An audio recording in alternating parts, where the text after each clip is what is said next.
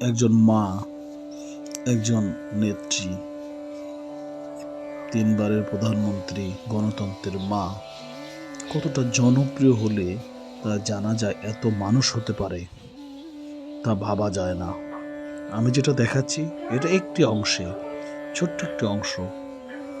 এখানে হাজার হাজার লক্ষ লক্ষ মানুষ জানাজা পড়তে গেছে, তিল ধরনের ঠাঁই নেই। কতটা ভালোবাসে মানুষ তাকে, তা না দেখলে বোঝা যাবে না। আমরা জানাজা পড়তে গেলেও দেখলাম সবার মুখ মলিন।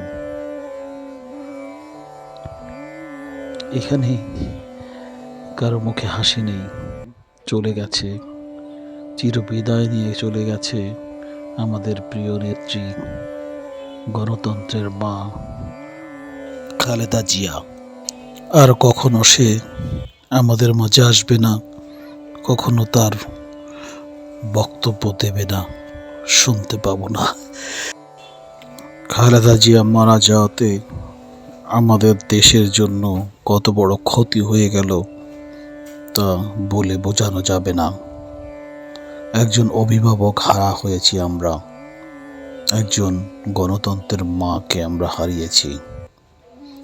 আল্লাহ যেন তার বিদেহী আত্মার মাগফিরাত কামনা করেন। আল্লাহ ওনার জীবনের গুনাহগাথা মাফ করে দিন।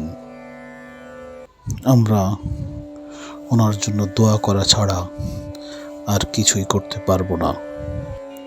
আমাদের জননেতা তারেক রহমানের মুখটি মলিন হয়ে গেছে।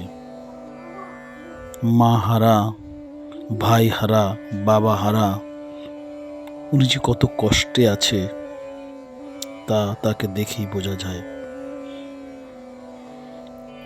আমাদের দেশের হাল ধরবে আমাদের প্রিয় নেতা তারেক রহমান।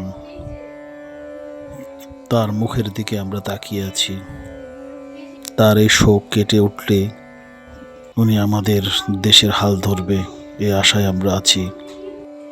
নিজের মায়ের লাশ নিজের হাতে কবরে নামিয়েছে আমাদের প্রিয় তারেক রহমান। এটা যে কত শোক, কত কষ্টের, সেটা যার হয়েছে সেই শুধু বোঝে।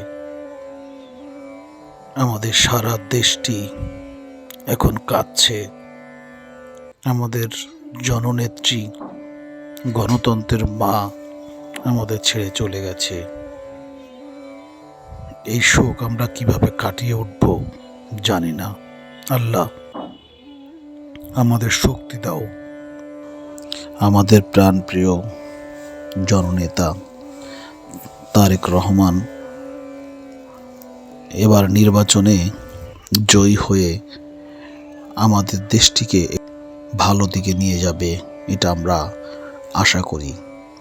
তাই আমরা ধানের শীষে ভোট দিয়ে আমাদের জননেতার হাতকে শক্ত করি, বিএনপিকে জয়ী করি, এটাই আমাদের অঙ্গীকার। সবাই ধানের শীষে ভোট দিবেন। বাংলাদেশ জিন্দাবাদ। ভালো থাকবেন।